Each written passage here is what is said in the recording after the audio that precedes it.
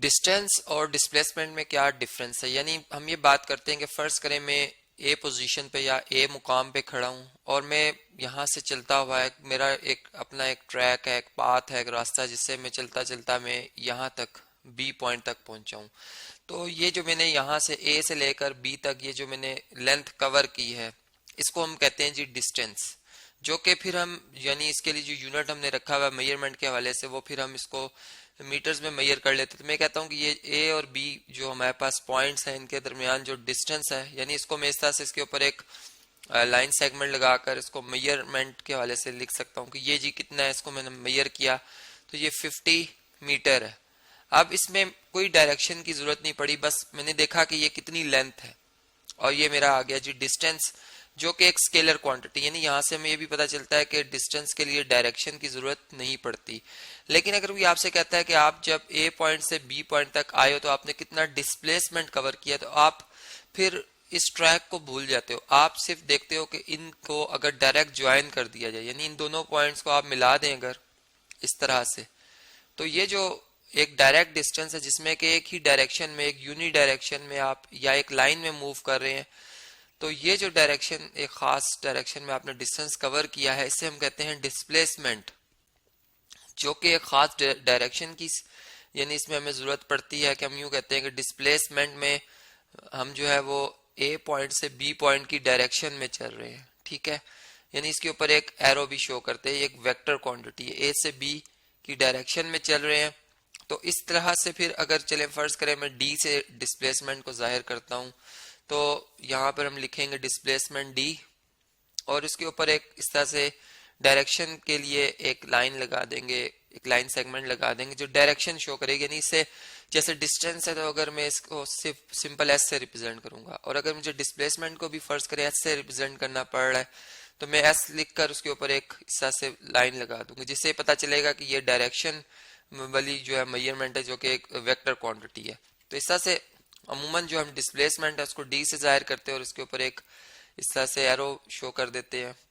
जबकि यहाँ पर डिस्टेंस जो है इसको हम एस से जाहिर करते हैं। तो इस तरह हमने देखा कि जो डिस्प्लेसमेंट है उसमें डायरेक्शन और यानी मैग्नीट्यूड दोनों की जरूरत पड़ती है, जो कि एक वेक्टर क्वांटिटी की पहचान है। जबकि अभी एक और हमारे पास जी ऐसी एग्जांपल है जिससे हम इसको और ज्यादा अच्छे तरीके से समझ सकते हैं। देखें, जैसे फर्ज करें कि हमारे पास एक सर्कुलर ट्रैक है, ये एक सर्कुलर ट्रैक है जी, मैं यहाँ पर इसको कंप्लीट करता हूँ सर्कुलर ट्रैक को, इस तरह से है, इसको बल्कि थोड़ा सा बेहतर बनाते हैं जी। ये हमारे पास एक सर्कुलर ट्रैक है जिसमें कि एथलीट्स जो है वो आप जानते हैं कि दौड़ लगा रहे होते हैं। अब इसमें यहाँ पर कुछ इस तरह से हम अस्यूम करते हैं कि फर्ज करें जब एक एथलीट जो है वो ए पॉइंट से दौड़ना शुरू करता है, ठीक है, अब वो यहाँ से दौड़ रहा है और यहाँ से वो यानी ये इसका स्टार्टिंग पॉइंट है, यहाँ से वो चलता हुआ दौड़ता हुआ इस डायरेक्शन में क्लॉकवाइज इस तरह से चलता हुआ वापस इसी जगह पे आके स्टॉप कर जाता है। यानी इसका स्टार्टिंग पॉइंट और जो इसका जो हम कह सकते हैं फाइनल पॉइंट है वो सेम है। अब अगर आपसे कोई पूछता है कि बताएं इस एथलीट ने कितना डिस्टेंस कवर किया है, तो इसके लिए जो ये सरकमफ्रेंस है, यानी जो दायरे का ये दायरा हमें नजर आ रहा है, ये बाउंड्री जो नजर आ रही है, ये इस बेसिकली इस जो ऑब्जेक्ट है या इस पर्सन ने ये फासला जो है ये डिस्टेंस कवर किया जिसमें कि कोई डायरेक्शन की हमें जरूरत नहीं पड़ी। तो ये इसमें जो सरकमफ्रेंस है जिसे हम सी से जाहिर करते हैं, जिसका एक फार्मूला है कि अगर ये इस सर्कुलर ट्रैक का सेंटर हो और इस सर्कुलर ट्रैक के सेंटर से इसकी बाउंड्री के फासले को रेडियस कहा जाता है, और तो हम इसको 2 पाई आर से रिप्रेजेंट करते हैं। तो इस तरह से अगर आर की फर्ज करें वैल्यू 2 मीटर हो तो हम यूं कहेंगे कि इस पर्सन ने 2 पाई की वैल्यू आप जानते हैं 22/7 होती है और आर जो रेडियस है ये हमारे पास 2 है। तो इस तरह से ये जो भी इसकी क्वांटिटी बनती है ये इस पर्सन ने यानी 88/7 चले अंदाजन इतने जो मीटर का फासला तय किया, ये इसका डिस्टेंस है। जबकि जब कोई बंदा डिस्प्लेसमेंट की बात करेगा तो चूंकि इसकी जो इनिशियल पोजीशन और स्टार्टिंग पोजीशन है वो सेम है, तो हम यूं कहेंगे कि इस पर्सन का जो डिस्प्लेसमेंट है वो 0 है। यानी यहाँ से आपको एक वाज़ेह फर्क नजर आएगा कि अमूमन डिस्टेंस और डिस्प्लेसमेंट को एक ही तस्वुर किया जा रहा होता है। यहाँ से हमें पता चलता है कि इस वक्त तो डिस्प्लेसमेंट 0 है। इसका मतलब ये हुआ कि जो डिस्प्लेसमेंट होता है वो बेसिकली पोजीशन के हवाले से होता है कि एक बॉडी ने यहाँ से स्टार्ट लिया, आया कि अगर चले मैं यूं कहता हूँ कि ये हमारे पास डायरेक्शंस हैं। यहाँ हम जानते हैं कि अगर हम स्टार्टिंग पॉइंट से राइट पे चलें तो ईस्ट होता है, यहाँ पे वेस्ट होता है, सर डाउन आ जाए तो यहाँ पे हमारे पास साउथ होता है। चले स्क्रीन को थोड़ा सा ऊपर करते हैं जी, यहाँ से यहाँ पे साउथ होता है और यहाँ पे हमारे पास नॉर्थ होता है। अब मैं यूं कहता हूँ एक बॉडी ईस्ट की तरफ जो है वो 5 किलोमीटर का फासला तय करती है, ठीक है, और फिर ये टर्न ले लेती है, यहाँ से एक यू टर्न लेती है इस तरह से, और फिर 3 किलोमीटर का फासला तय करती है वापस वेस्ट की तरफ, यानी यहाँ से लेके यहाँ तक इसने 3 मीटर का फासला तय किया। तो इसने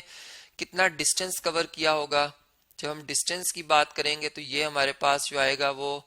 चूंकि इसने टोटल जो पाथ फॉलो किया वो ए से यहाँ तक आया, पहले बी पॉइंट तक, और फिर बी से वापस सी तक आया, तो ये इसने 5 + 3 8 मीटर का फासला तय किया। लेकिन जब कोई आपसे कहेगा कि इसने कितना डिस्प्लेसमेंट कवर किया है, तो फिर जो इसकी इनिशियल और फाइनल पोजीशन के दरमियान जो फासला आप वो बताएंगे। यानी अब इनिशियल पोजीशन यहाँ पर और फाइनल ये है, तो इनमें अगर ये यहाँ पर हम अस्यूम करें कि ये ए इस पॉइंट पे है, ठीक है,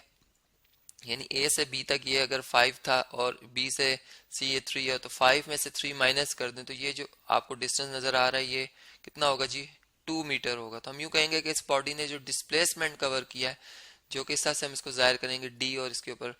एरो शो कर देंगे, ये 2 मीटर का है। इसमें एक डायरेक्शन भी शो होगी कि इसने ए से सी की डायरेक्शन में इतना डिस्प्लेसमेंट कवर किया, जबकि डिस्टेंस में हमने ए से सी ही की बात की है, लेकिन उसमें इस तरह से है कि वो ए से पहले बी तक आया फिर बी से सी। तो इस तरह से आपको एक वाज़ेह फर्क नजर आएगा डिस्टेंस और डिस्प्लेसमेंट में।